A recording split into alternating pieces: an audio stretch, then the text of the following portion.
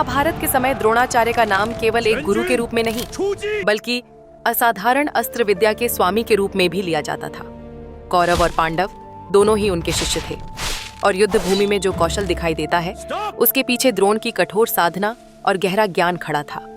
कहा जाता है कि द्रोणाचार्य महर्षि भारद्वाज के पुत्र थे और उनका जन्म सामान्य ढंग से नहीं हुआ था। उनका जन्म एक द्रोण यानी पात्र या घड़े से हुआ माना जाता है और इसी कारण उनका नाम द्रोण पड़ा।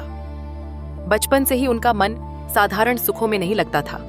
वे वेद, शास्त्र, तप और अस्त्र विद्या की ओर खींचे चले गए।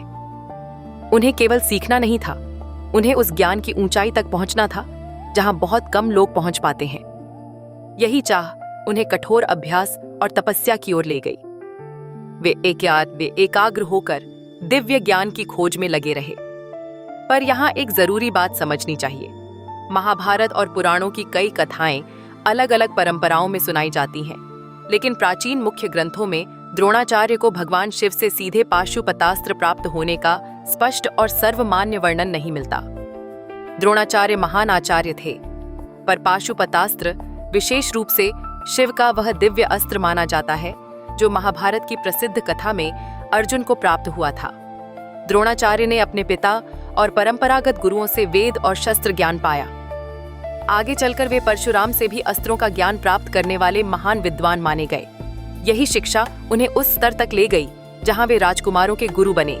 उन्होंने अर्जुन की प्रतिभा पहचानी, भीम की शक्ति को दिशा दी और अश्वत्थामा सहित अनेक योद्धाओं को युद्ध का अनुशासन सिखाया।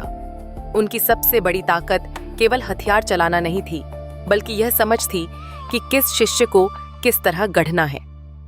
द्रोणाचार्य की कहानी हमें यह जरूर सिखाती है कि असली शक्ति अचानक नहीं मिलती। वह जन्म, परंपरा, सीख, तप, अनुशासन और लगातार अभ्यास से बनती है। श्रद्धा इंसान को भीतर से मजबूत करती है, लेकिन महानता तब बनती है जब श्रद्धा के साथ सही ज्ञान और कठिन परिश्रम भी जुड़ जाए। अगर जीवन में कुछ बड़ा हासिल करना है तो याद रखो, केवल इच्छा काफी नहीं होती। साधना, धैर्य और सही मार्गदर्शन ही इंसान को सच में महान बनाते हैं।